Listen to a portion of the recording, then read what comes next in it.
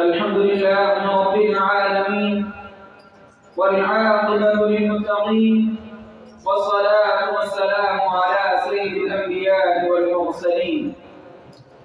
أما بعد، قال الله تبارك وتعالى في القرآن المجيد والفرقان الحميد: فأعوذ بالله من الشيطان الرجيم. بسم الله الرحمن الرحيم. إن عدة الشهور عند الله 12 شهرا.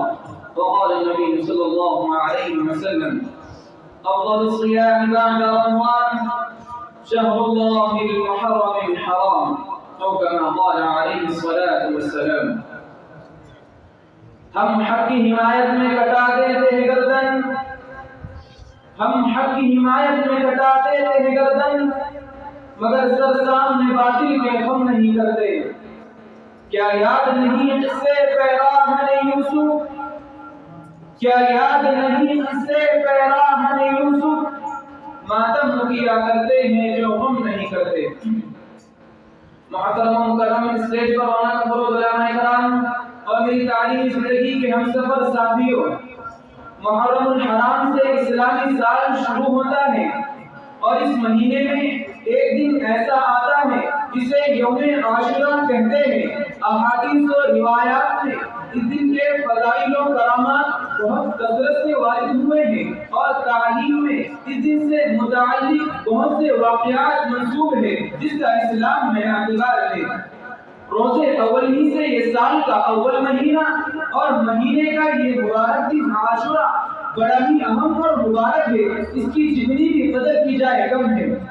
محترم حاضرین، اس کے بعد نبی کریم صلی اللہ علیہ وسلم نے اس دن کی تمام خصوصیات کی ایک تکمیل فہرست بیان فرمائی ہے. چنانچہ امام غزالی رحمۃ اللہ علیہ نے ان تمام خصوصیات کا احاطہ کر دیا ہے جن کو نبی کریم صلی اللہ علیہ وسلم کی زبان مبارک سے بیان ہونے کا شرف حاصل ہوا. چنانچہ نبی کریم صلی اللہ علیہ وسلم نے فرمایا کہ اس دن یعنی یوم عاشورہ کے دن حضرت آدم علیہ السلام کو پیدا کیا گیا اور اسی دن ان کی توبہ قبول ہوئی. اسی دن ان کو جنت میں داخل کیا گیا. اسی دن عرش و کرسی، زمین و آسمان، چاند، سورج، ستارے اور جنت پیدا کیے گئے. اسی دن حضرت ابراہیم علیہ السلام پیدا کیے گئے اور اسی دن ان کو آگ سے نجات ملی. اسی دن حضرت موسیٰ علیہ السلام اور ان کی قوم کو فرعون سے نجات ملی اور فرعون اپنے لشکر سمیت غرق ہوا. اسی دن حضرت عیسیٰ علیہ السلام کو آسمان کی طرف اٹھایا گیا. اسی دن حضرت ادریس علیہ السلام کو مقام بلندی کی طرف اٹھایا گیا. اسی دن حضرت نوح علیہ السلام کی کشتی جودی پہاڑ پر ٹھہری. اسی دن حضرت سلیمان علیہ السلام کو ملک عظیم عطا کیا گیا. اسی دن حضرت یونس علیہ السلام کو مچھلی کے پیٹ سے نکالا گیا. اسی دن حضرت یوسف علیہ السلام کو گہرے کنویں سے نکالا گیا. اسی دن حضرت یعقوب علیہ السلام کی بینائی لوٹائی گئی. اسی دن حضرت ایوب علیہ السلام کی تکلیف دور کی گئی. آسمان سے زمین پر سب سے پہلے بارش اسی دن ہوئی. اللہ کی رحمتوں کا نزول سب سے پہلے اسی دن ہوا اور قیامت بھی اسی دن آئے گی. محترم سامعین، ذرا سوچئے کہ جس دن کے ساتھ اتنے متبرک واقعات وابستہ ہوں تو ان کی عظیم شان دن ہوگا. اور میں تو یہ سمجھتا ہوں کہ یوم عاشورہ کے علاوہ سال کے 365 دنوں میں اس دن کی اہمیت کسی کو حاصل نہیں ہے، کیونکہ نبی کریم صلی اللہ علیہ وسلم نے اس دن کا روزہ رکھنے کی بار بار تاکید فرمائی ہے جو بڑے حضر و ثواب کا باعث ہے. چنانچہ حضرت عبداللہ بن عباس رضی اللہ عنہ فرماتے ہیں کہ جب نبی کریم صلی اللہ علیہ وسلم مدینہ منورہ تشریف لائے تو آپ صلی اللہ علیہ وسلم نے وہاں کی یہودیوں کو دیکھا کہ وہ 10 محرم کو روزہ رکھتے ہیں. تو آپ صلی اللہ علیہ وسلم نے پوچھا کہ یہ کیسا دن ہے کہ تم اس میں روزہ رکھتے ہو؟ یہودیوں نے جواب دیا کہ یہ بڑا عظیم دن ہے کیونکہ اللہ رب العزت نے اسی دن حضرت موسیٰ علیہ السلام اور ان کی قوم کو نجات دی اور فرعون کو اس کے لشکر سمیت غرق کیا. چنانچہ حضرت موسیٰ علیہ السلام نے شکریہ کا روزہ رکھا. لہذا ہم لوگ بھی انہی کی اتباع میں اس تاریخ کو روزہ رکھتے ہیں. جب آپ صلی اللہ علیہ وسلم نے یہ سنا تو فرمایا کہ جتنا تعلق تمہارا حضرت موسیٰ علیہ السلام سے ہے اس سے زیادہ ہمارا تعلق ہے.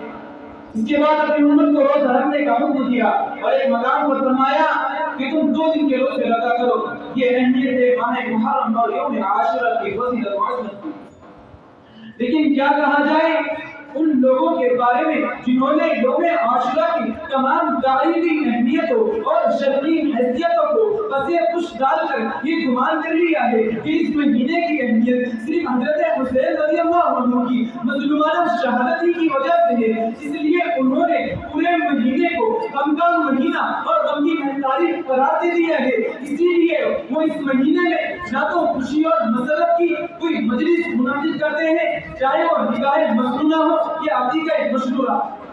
محترم حاضرین, اگر ماہ محرم الحرام کو غم کا مہینہ قرار دینے کی صرف یہی وجہ ہے کہ اس مہینے میں فرزند شیر خدا کو شہید کیا گیا, تو سن لو کہ اس مہینے کو غم کا مہینہ یا غم کی تاریخ قرار دینا ہرگز مناسب نہیں, کیونکہ شہادت ہی کی وجہ سے اگر کوئی مہینہ غم کا مہینہ یا کوئی تاریخ غم کی تاریخ بن جاتی ہے تو یکم محرم کو غم کی تاریخ پورا قرار دی جائے کہ اسی دن اسی تاریخ کو خلیفہ دوم حضرت فاروق اعظم رضی اللہ عنہ کی شہادت کا واقعہ پیش آیا. اسی طرح ماہ ذی الحجہ کی 18ویں تاریخ کو حضرت عثمان رضی اللہ عنہ کی شہادت کا واقعہ پیش آیا. اسی طرح شوال کے مہینے کو غم کا مہینہ اور غم کی تاریخ پورا قرار دی جائے کہ اسی مہینے میں آپ صلی اللہ علیہ وسلم کے سگے چچا حضرت حمزہ رضی اللہ عنہ کی شہادت کا دردناک واقعہ پیش آیا اور ان کی ناز کے ساتھ جو سلوک کیا گیا اسے نبی کریم صلی اللہ علیہ وسلم دیکھ کر بے چین ہو چکے اور فرمایا امی سید الشہداء, میرے چچا شہیدوں کے سردار ہیں. محترم حضرات, ذرا سوچئے کہ ربیع الاول غم کا مہینہ نہیں ہے کہ اسی مہینے میں آپ صلی اللہ علیہ وسلم کی وفات کا واقعہ پیش آیا. آپ صلی اللہ علیہ وسلم کی وفات کا واقعہ کہ کسی شہید کے واقعے سے کم کی بات ہے, لیکن افسوس آج ہمارے معاشرے میں بہت سے لوگ بدعات و خرافات اور واقعے کربلا کو اتنی اہمیت دیتے ہیں گویا کہ اس سے بڑا واقعہ اور اس سے بڑی شہادت اسلام میں ہوئی نہ ہو. تو آئیے ہم عزم کریں کہ غلط خیالات اور تصورات کو چھوڑ کر, بدعات اور خرافات کو چھوڑ کر ان شہداء اسلام اور مجاہدین کے لیے دعائیں کریں اور ان کے نقش قدم پر چلیں اور اسلام پر مر مٹنے کا عزم تازہ کریں. آمین.